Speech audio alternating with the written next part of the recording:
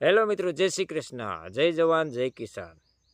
મિત્રો, મારી ચેનલમાં તમારું સ્વાગત છે. અને મિત્રો, ઉનાળો આવી ગયો છે ને કેરીની સિઝન આડા 2 મહિનાની વાર છે. અને સરકારે ખોખામાં સબસિડી આપવા જઈ રહ્યા છે. તો મિત્રો, ખોખાના ફોર્મ ભરવાનું ચાલુ થઈ ગયું છે. તો મિત્રો, મારા વિડીયો સાથે જોડાઈ રહેજો. અને મિત્રો, વિડીયોને લાઇક ને શેર કરજો. અને મારી ચેનલમાં નવો હોય તો સબસ્ક્રાઈબ અને બેલ આઇકન બટન દબાવજો, જેથી કરીને નવા વિડીયોના નોટિફિકેશન મળતા રહે. તો મિત્રો, હવે આપણે ફોર્મ ભરવા માટે ગૂગલ ખોલવાનું છે અને સર્ચ મારવાનું છે આઈ ખેડૂત ગુજરાત ખોલીને પછી ટાઈપ કરીને આપણે યોજના ઉપર જવાનું છે. જો અહીં યોજનામાં ક્લિક કરવાનું છે, ત્યારબાદ આવું ખુલી જશે ને પછી અહીં ક્લિક કરવાનું છે બાગાયતી યોજનામાં. બાગાયતની યોજના ક્લિક કરીને પછી આવું પેજ ખુલી જશે, જે બધી યોજનાઓ આવી જશે. તેમાં બાગાયતી હાર્વેસ્ટર પેકિંગ મટીરિયલ્સમાં ટાઈપ કરવાનું છે. તો આવું પેજ ખુલી જશે. ત્યારબાદ અહીં અરજી કરવા માટે અરજી લખેલ છે, જો અહીંયા ખૂણા ઉપર ત્યાં ટાઈપ કરવાનું છે. ત્યાર પછી આ સૂચનાઓ આવી જશે અને આ બધી વાંચી લેવાની છે. ત્યારબાદ આપણે અહીં પસંદ કરો તેવું આવે છે, ત્યાં ટાઈપ કરવાનું, ત્યાં ના કરી દેવાનું છે. ના કર્યા પછી અહીં કરવાનું છે ટાઈપ, અને આવું આ પેજ ખુલી જશે. નવી અરજીમાં ટાઈપ કરશો એટલે નવી અરજીના ખાના આવી જશે. તે આપણે ફોર્મમાં ભરી દેવાના છે. તો જોઈ જુઓ તમે, આ રીતનું પેજ ખુલી જાય. આ બધા ખાના ભરી દેવાના છે. જો આવી રીતનું આવી જશે. તો આપણે ચાલો ખાના ભરી દઈશું. તો જો આવી રીતનું આવ્યા પછી ખાના ભરવાનું છે.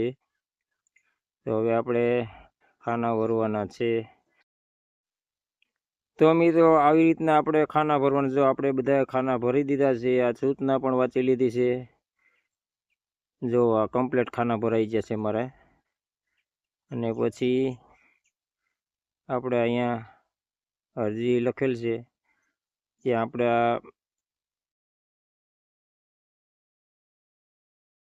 કેપ્ચા નાખી દેવાના છે. કેપ્ચા નાખ્યા પછી આપણે અરજીને, જો કેપ્ચા આવે છે, અરજી સેવ કરવાની છે. તો અરજી સેવ કરવાની, ત્યાં આપણે ક્લિક કરવાનું છે. કેપ્ચા ખોટા નખાઈ ગયા છે તો ફરીવાર આપણે કેપ્ચા નાખીશું.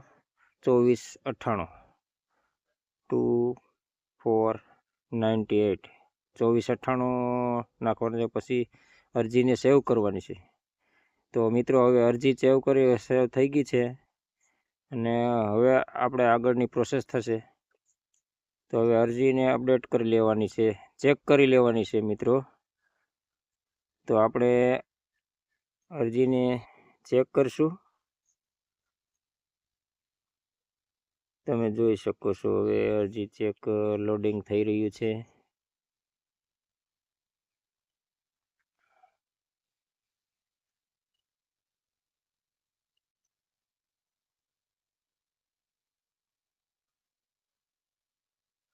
પાછો આપણે કેપ્ચા નાખવાનો છે, 7158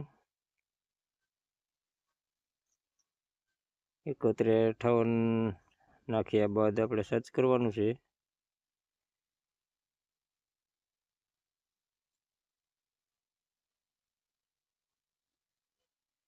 આપણે અરજી પાછી ચેક કરી લીધી, રેડી. જો આવી રીતની ચેક કરી લેવાની, કાંઈ ભૂલ હોય તો સુધારી લેવાની છે. અપડેટ થઈ ગયું છે. જો આવી રીતની અરજી ચેક કરવાની છે. અરજી અપડેટ થઈ ગઈ છે. હવે આપણે કાંઈ કરવાનું નથી. હવે અરજી કન્ફર્મ કરવાની છે. તો મિત્રો, એના માટે આપણે કેપ્ચા નાખવાના છે. અરજી કન્ફર્મ કરવા માટે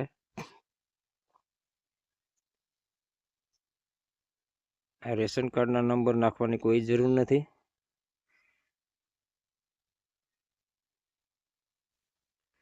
અરજી કન્ફર્મ કરવા માટે આપણે કેપ્ચા નાખીશું, એટલે અરજી કન્ફર્મ થઈ જશે. તો ચાલો કેપ્ચા નાખીએ.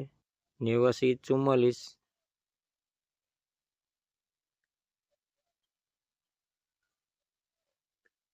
તો અરજી કન્ફર્મ થઈ ગઈ છે. તમે જોઈ શકો છો મિત્રો. જો અરજી કન્ફર્મ થઈ ગઈ છે.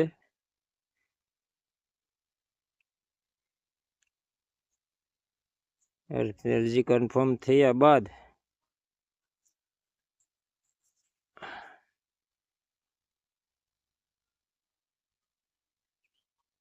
જે આમાં લખેલા છે અરજી કન્ફર્મ કર્યા બાદ કોઈ ફેરફાર થશે નહીં. તો અરજી કન્ફર્મ કરી દીધી છે આપણે.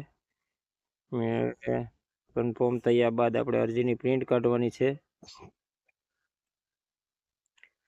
તો અરજીની પ્રિન્ટ કાઢવા માટે આપણે અરજી પ્રિન્ટ કરવા ઉપર ક્લિક કરવાનું છે. મિત્રો તો અરજી કન્ફર્મ કરવા ઉપર ફરીથી ક્લિક કરીએ.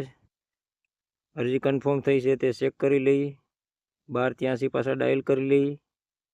કેપ્ચા 1283 1283.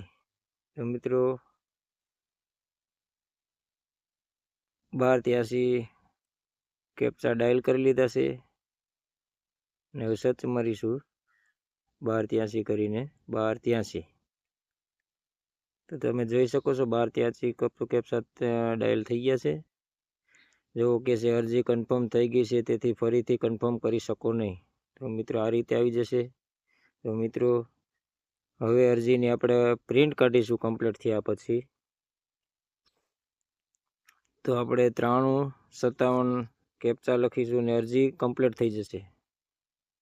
તો મિત્રો આવી રીતે ફોર્મ ભરવાનું છે. અને મિત્રો વિડીયો પસંદ આવે તો લાઇક શેર અને સબસ્ક્રાઈબ કરજો અને બેલ આઇકન બટન દબાવજો જેથી કરીને મારા નવો વિડીયોના નોટિફિકેશન મળતા રહે. જય શ્રી કૃષ્ણ, જય માતાજી.